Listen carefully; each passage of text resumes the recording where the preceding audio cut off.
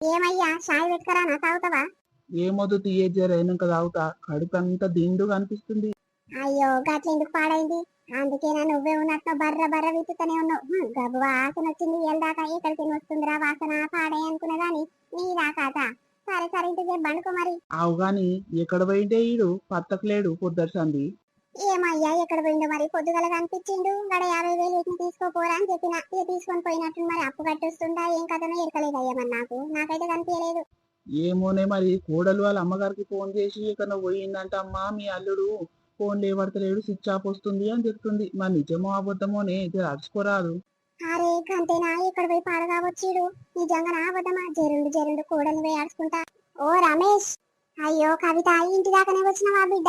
లేడమ్మా రమేష్ ఎక్కడ పోయిండు ఏం కథ? నా గిట్ల తిక్క లేవాలే పోలీస్ స్టేషన్ లో కేసు పెట్టొస్తే చెప్తున్నా. అవ్వ ఎక్కడ పోరడు ఏం కథ? ఊకనన్నిచ్చి దాపరిస్తే ఏం ప్రాణానికి పెడితే నా పైసలన్నీ. ఓయమ్మో ఎంతమందికి పోయి ఇచ్చినా గాని ఈయనంత మొండోనికైతే ఇయ్యడం ఫస్ట్ టైము. రీసెంట్ని చూడడం ఇట్లా ఫస్ట్ టైం. పాడుగాను అవన్నీ కడుపులో వేసంతోడు పుట్టిండే తల్లి. అయ్యో దేవుడా, అయ్యో ఎవరితోనొక్క మాట పడందాన్ని దీంతో నీ వల్ల మాటలు పడుతుండేంటా? ఏమో